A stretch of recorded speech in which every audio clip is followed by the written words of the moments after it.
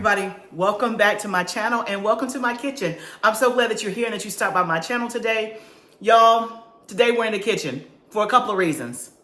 One, it's hot outside and so I cannot be out in the garden, and I thought I really want to sit down and do nothing, but the way these counters are set up and all that's going on, I really cannot afford to not do anything. So I decided I was going to give myself an hour to do some stuff that I don't want to do that needs to be done in the kitchen while it's hot and I can't go outside and garden. And the other reason I'm in the kitchen is because, y'all, all of this stuff, my counters are full. I'm not complaining, I'm explaining. If you are new here, my name is Barbara. Welcome to my kitchen. Welcome to my channel. I live in Tennessee in Zone 7B. And today we're spending time in the kitchen trying to take care of the harvest, doing what we can while we can. And so I thought I would bring you along with me. And if you've been here before, y'all know the drill. Thank you so much for being here. And you know we're about to get in here and get some stuff done. Now, I'm gonna start with some of the easy stuff first because, y'all, I'm not really motivated, if I'm being honest. Like, I ain't motivated at all, but it gotta get done. So I just pulled these trays out of the freeze dryer.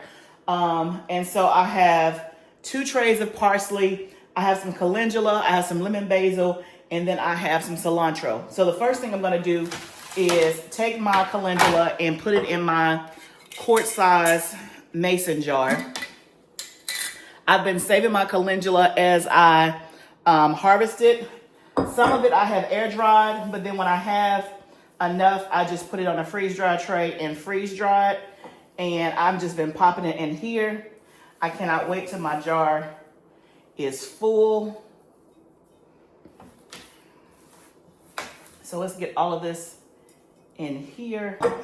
I got my calendula all, so I'm like halfway. This is not a quart size jar. If I said quart, I meant half a gallon. This is a half a gallon jar. So I'm halfway there. So I'm pretty sure I'll be able to fill it up. When I first started harvesting my calendula, I was only getting like 1 or 2 a day. Now I'm probably getting like 7 or 8. And so the more I harvest, the more I get. And what I'm gonna do with this is actually make calendula salve, which is like nature's Neosporin. I'm so excited.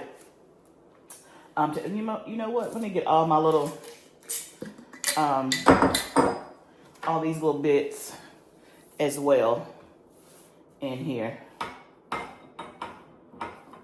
so we don't miss any of the medicine. But yeah, calendula is like nature's Neosporin. It's good for things that you would use Neosporin for, like insect bites and things like that. So once I make it, I will have it for sale later this summer. So if you don't grow calendula, or if you don't want to make your own salve, you will be able to get it from our shop. And so right now in our shop, we do comfrey salve and lemon balm salve. So if you need any of those, we have those in our shop, GARDENER'S.com. So the next, I'm gonna do the parsley, and I'm gonna get all this stuff in Mylar bags for storage. I've been trying to do a good job of harvesting my herbs weekly and freeze drying them so that I can make my own spice blends later on this summer. So I'm gonna get this all put in Mylar bags, and then we'll go on to the next thing. Okay, so I'm actually grinding up the herbs instead of just putting them in whole in a Mylar bag.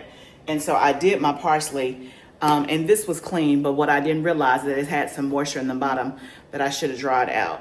So I didn't see that until I got ready to blend it, and I could see that there was some moisture in there. So the parsley, I've had to put in my dehydrator. I'm using my air fryer. It has a dehydrator setting. So I'm putting that in there just so that it's completely dry before I store it. But then I just did this lemon basil. When I tell you this stuff smells so good, I wish you could smell.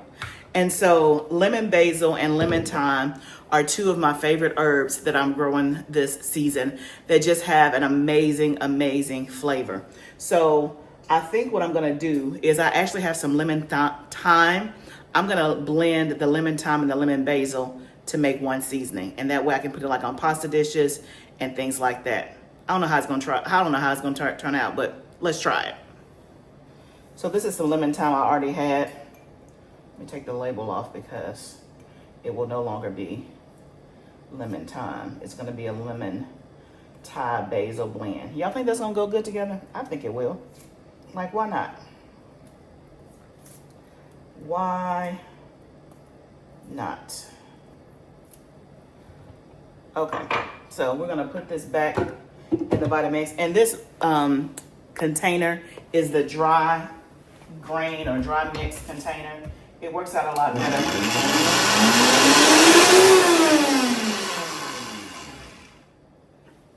Perfect. Smells so good.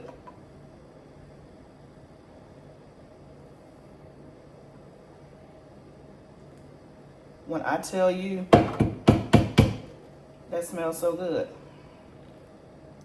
I wish you could smell it. So I'll make a new label for this, and then that's done. The parsley's in the dehydrator, it's done. So the only thing I have left to grind up is cilantro. Okay, so all of the freeze drying stuff is done. This is my cilantro. I added to what I already had. And y'all, my cilantro, I did not have a good cilantro fall and winter at all, because this is all I have going into the summer, which makes me sad. Now, this jar was full. I've been using it. And so let's see, I did this in November of last year. So I've definitely been using it, but I didn't get a ton more of cilantro, and now it's all bolted and going to seed. So the fact that I may have to buy cilantro this summer is looking like I may have to buy it this summer, but you know, that's the way it goes. So let's move on to our next project, which is to feed our sourdough starter. Y'all, correction, look at this right here. I have some cilantro that I just did apparently 2 weeks ago. I forgot that I put it in the bag. I don't know why I didn't grind it up. Maybe it was time, but I do have some in here to add. So I may make it through the summer. And you know what? I need to go look at my other stash of freeze-dried stuff to see if I have any more cilantro. But I have this, and I can feel in here that this might be enough to take me over what I need, which is awesome. I forgot that I had done that. See, I told you I've been trying to do herbs every week. And I try to do enough for 5 trays, and I've been, I've been choosing the different herbs each week based on like what I have a lot of, what I need, what's about to go to bolt, what's about to go to seed, and things like that. So apparently I did cilantro and dill a couple of weeks ago because I have it in a Mylar bag. So yay me. I wanted to show you some other stuff that I've done on the freeze dry that I didn't do on video. This right here, when I tell you yummy, yummy good, this is my garlic scapes. I freeze dried my garlic scapes. It's the first time I've ever done it because normally I just dice up my garlic scapes and use in stir fries, and I'll put some in the freezer to throw into dishes for later. But this time I didn't do that. I saw this on an Instagram reel, and a lady said, hey, you're probably, you may use this better in this format. And so I decided to try it. So I freeze dried my garlic scapes and I blended it up. And then I added just a little bit of salt. Now she did like half salt, half garlic scape, but I didn't really want to have garlic salt because I don't use garlic salt a lot. Usually I'm salting using garlic. I know, same thing, but I didn't want to have it as garlic salt. I wanted to have it more of a garlic flavor. When I tell you, I roasted vegetables the other night and I sprinkled this on the roasted vegetables with some olive oil and a little bit of salt. It was so good. I did this on my patty pan squash. And so y'all just look at the color and it smells so good. So I did that. So if you still have garlic scapes that you haven't done anything with and you have a freeze dryer, you may want to try that as an option. The other thing is I did, this is onion powder. It's my first time doing onion powder. And this is a blend of yellow and red onion. So if you've been here, you know in my green stalks, I did onions at the top of each of the green stalks to test to see if I can grow onions. I grew onions, but they were very, very small. They were not big onions. Now, I don't know if it was me or if it just doesn't grow as well in the green stalk, just because of the spacing. But I took all of those little onions. I would say they were probably around this size, not big at all, but I took all of those, cut them up, and I freeze dried them. And I got a whole jar. This is a half a pint jar of onion powder. So again, nothing going to waste. It was a good way for me to try the onion powder. It has a very concentrated flavor. And you can see I've already used probably a fourth of it. So you can kind of see, and y'all, it smells so good. So, oh, So very good. So I would definitely be making my own onion powder for sure if I have an excess of onions. But yeah, I'll tell you, I've been freeze drying. I've been getting my stuff. And so later on this summer, I'm going to do a whole video. We're going to make our own spices. So I cannot wait for that. I'm collecting things now, like I said, each week, and I got ideas rolling around in my head. So you're not going to want to miss that, because we about to stop buying all this stuff from the store with all this MSG and stuff we can't pronounce. Especially when we have a garden, we can make our own stuff, and that's what we're about to do. Not right now, but it's coming. Okay, let me get my sourdough starter and let me feed it, because it hadn't been fed in probably, it may be a week and a half, 2 weeks, which is odd. I normally feed it probably every 4 or 5 days, because I'm always baking stuff, but I haven't baked anything in about a week and a half, so let's feed it. Okay, I've already discarded my starter. If you are not into sourdough, but you want to be, let me push you over the edge and tell you need to be, okay? You need to be into sourdough. We sell sourdough starter on our website. So if you don't have a starter to get started and you don't want to make your own, we do sell it on our shop. We have it in the freeze-dried, dehydrated state, as well as in the fresh, active state. So whichever one is your jam. Okay, I gotta change my scale over to the right metric. So I'm gonna do 100 grams of flour, and I'm using bread flour, and I'm gonna use 100 grams of water. That's how I always usually feed my starter. I'm gonna be making English muffins probably tomorrow, but I'm trying to feed this one time and get it active, and I'm gonna actually probably not bake with it right away and use the discard, because tomorrow I'm also making some flour, some sourdough flour tortillas. If I have a hard time saying that word for whatever reason tomorrow, but if for some reason I need to bake with it and I can't use my sourdough, then I'll just make regular flour tortillas. But if I can, I want to make them with sourdough. I made it last week, and I've done it before, but last week I was working on perfecting my shape of the tortilla, and it looked more like a circle than just like a blob. So I'm getting better, but my plan is to get the shape down pat, and I want to be able to make these and like double the recipe so I can just have them in my freezer ready to go. But when I tell you they were so good, y'all, we ate up them things in 2 days. We kept, my husband, you got any more? I'm like, it's all done, honey. It is all done. Let me get my water. I don't know why I'm yapping so much. I guess because I'm on video and I'm talking to y'all. That's why I'm yapping. Okay, let me get my water from the filter. So pour my water in. Like I said, equal parts. If you have questions about sourdough, put them down below. Okay, right on it, perfect. So then we're just gonna stir it up.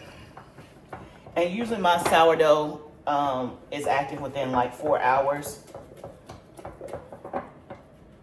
It's in the middle of the afternoon now, so it'll definitely be ready by tonight.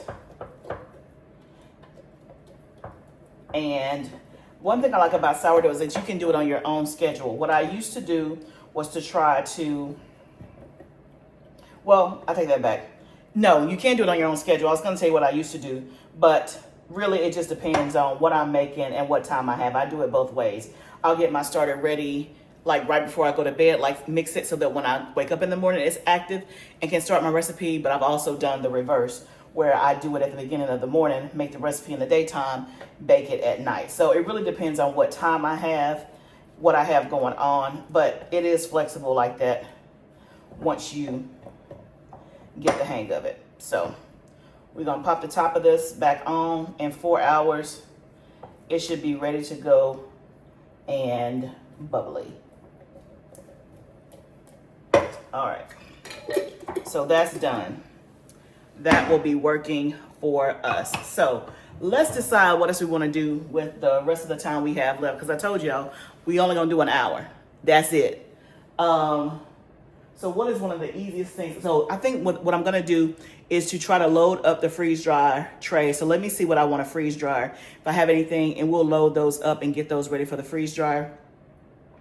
Then that way, that's taken care of. And maybe that'll, I don't know if it's gonna put a dent in it, but let's try. Y'all, I found a little bit more cilantro in my refrigerator, so I'm just de-stemming that and putting it on a freeze dryer tray.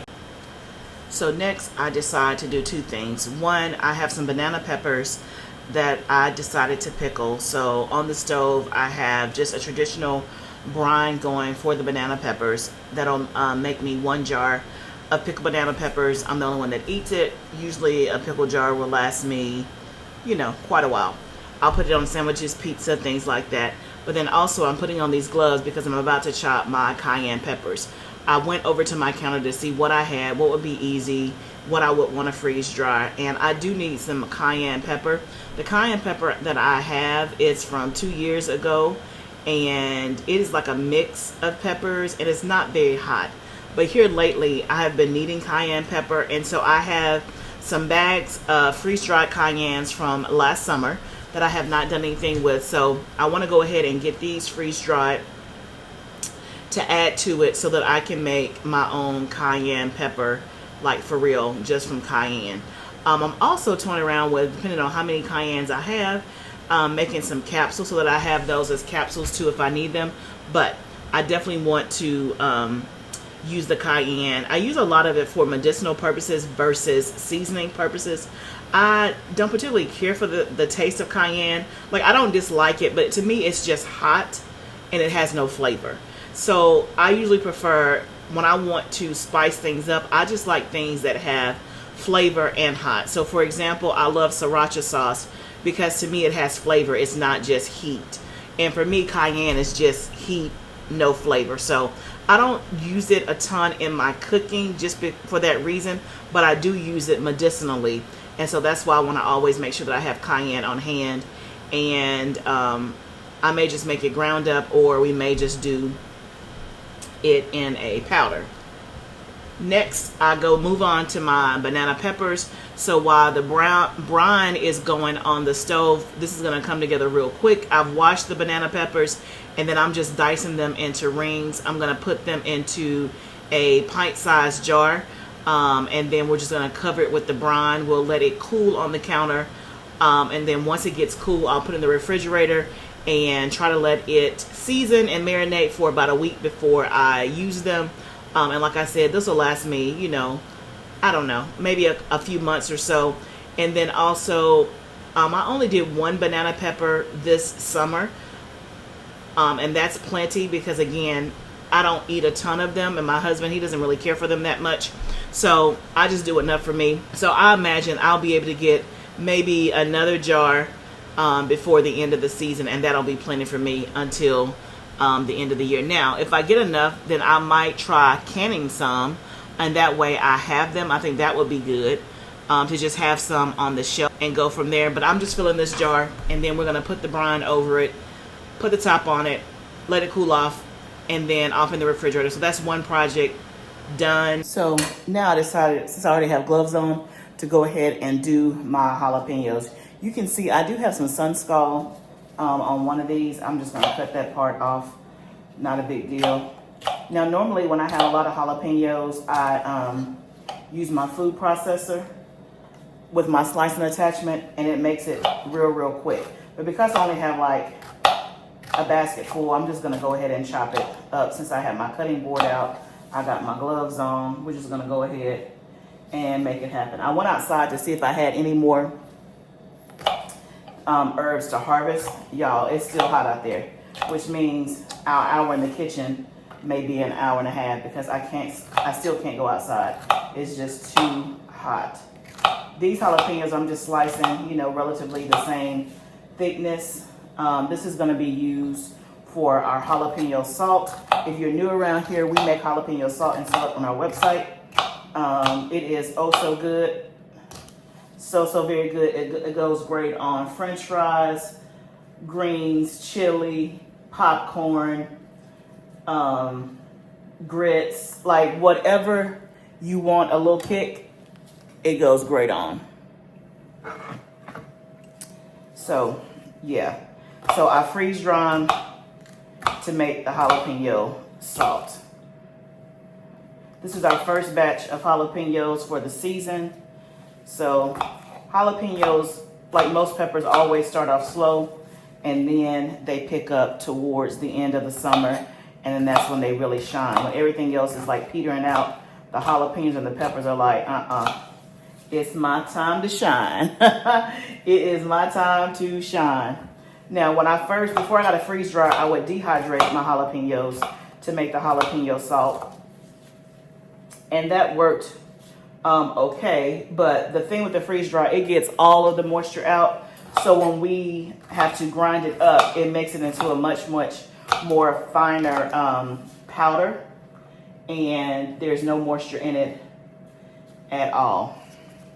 Now, the thing with me doing this by hand versus letting the food processor, that I have some that's going to be different thicknesses. I mean, they're relatively all the same. It just means it may take a little bit of time to dry, but that's okay. So I'm just prepping these freeze-dry trays. Like my cayenne pepper tray is not completely full. It's halfway full, but I'll go ahead and pop all of these trays in the freezer. And when I have enough of 5 trays that are full, then I will go ahead and freeze dry. And over the next, I would say 2 or 3 days, I'll have enough cayenne pepper to add onto that tray and freeze dry. Now, you don't have to freeze your stuff before you freeze dry. It just makes it go a little bit quicker. And it's easier if all of the stuff is frozen versus one tray is frozen, the other one isn't. So we already got pretty much a whole tray of jalapenos. One thing that I want to do, I'm grabbing another tray. So we may have enough to fill up the freeze dryer. We'll see. One of the things that I want to do this year that I haven't done before is pickle jalapenos. There is this ranch dip that I make that use pickled jalapenos. And I thought, I'm buying this jar. I can just make these myself with the jalapenos. But jalapenos around here are a hot commodity because we use it for the salt.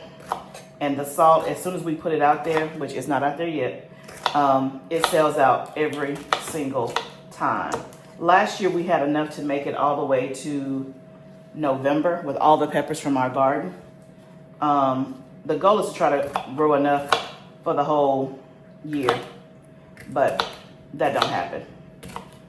Last year I did a whole, pretty much, I would say 100-foot row of jalapenos, maybe 50-foot row outside. And then I had several beds in the greenhouse and outside in my backyard. Like I said, we got to November. We started selling it in June and made it all the way to November and had enough supply. But that was it. So it's one of those things, get it while we have it. Get the jars you need, because once it sells out for good, it's sold out until the summer.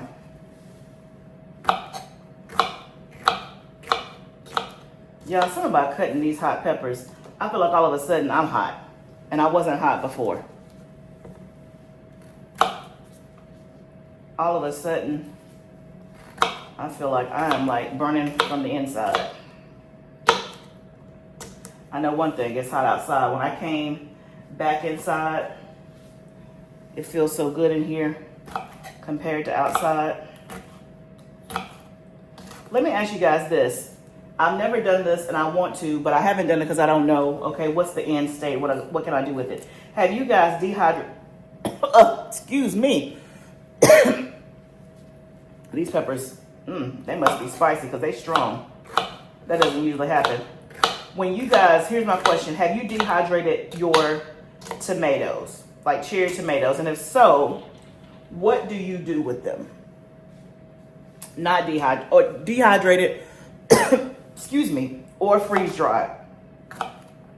What do you do with them? Do you rehydrate them? Of course they're not they're gonna be like soft and liquidy. So what do you do with them once you dehydrate them or freeze dry them?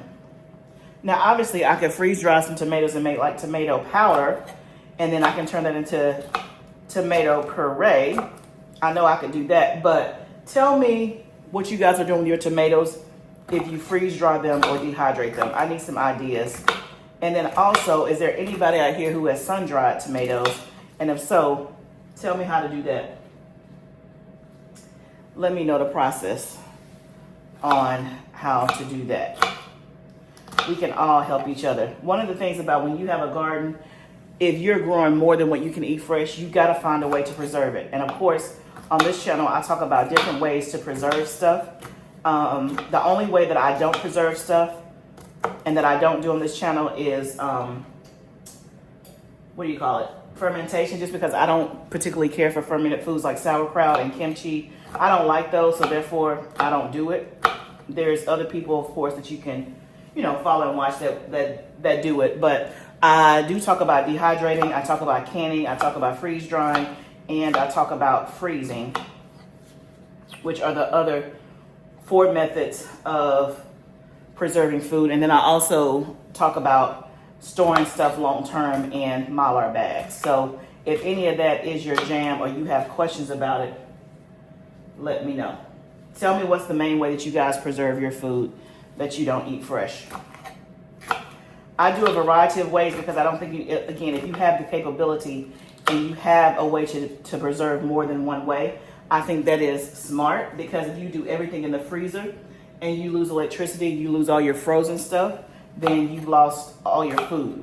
If you store everything in a Mylar bag and it gets eaten up by some insect or something happens to it, then you're out of food. If you only dehydrate and can't get through it in enough time, obviously you're without food. So that's why I think it's important to use many different methods to preserve your food. Don't just use all one method. Y'all, we got 2 trays of jalapenos, and I think we're gonna have 3 trays because I got a few more jalapenos that are over there, which is amazing. We might be able to just go ahead and run a freeze dryer right now today. Let's see. Oh, that one's bad. Okay, let me clean this up. Let me do the last of the freeze dryer, the last of the jalapenos, and see if we have enough to fill up a whole nother tray, which would be tray 5.